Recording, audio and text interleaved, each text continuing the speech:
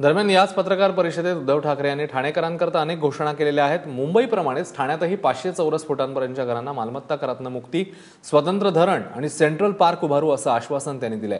तर मुंबईतील शालेय विद्यार्थ्यांना यापुढे बेस्ट पास मोफत असेल अशीही ग्वाही त्यांनी दिली। या पत्रकार परिषदेमध्ये आणखी कोणकोणते मुद्दे उद्धव यांनी मांडलेत बघूया। 500 फुटापर्यंत जे ठाणेकर आपल्या घरात राहतात त्या संपूर्ण ठाणेकरांना शिवसेना त्यांच्या आशीर्वादाने पुन्हा महापालिकेत सत्तारूढ झाल्यानंतर मालमत्ता करातून मुक्त करेल।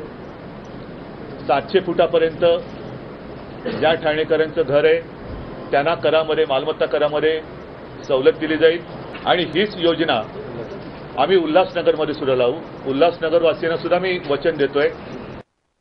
आज मी ठाणेकरांना आणखीन एक वचन देतोय की तुमच्या आशीर्वादाने ठाण्यामध्ये आमची सत्ता आल्यानंतर ठाणे महापालिका ठाणेकरांसाठी जसं मुंबईकरांसाठी गेल्या 5 वर्षात आम्ही शिवसेना प्रमुख बाळासाहेब ठाकरे जलाशय हे मध्य वैतरणाला जे धरण बांधलं हे संपूर्णपणे मुंबई महापालिकेने बांधलेलं धरण आहे। एक गोष्ट मला सांगायला पाहिजे की प्रत्यक्षात ह्या धरणाचं काम 3.5 वर्षात झालं, पण केंद्राकडनं त्याला संमती मिळायला तब्बल 10 वर्षे लागली होती।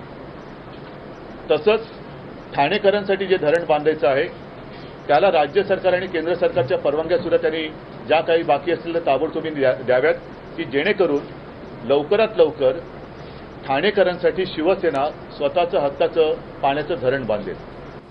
आज मी मुंबईमध्ये एखादी काही दुर्घटना किंवा असं संकट आलं पाहिजे अशातला भाग नाही, पण शेवटी आपलं म्हटल्यानंतर एक दिलासा देणं हे काम असतं।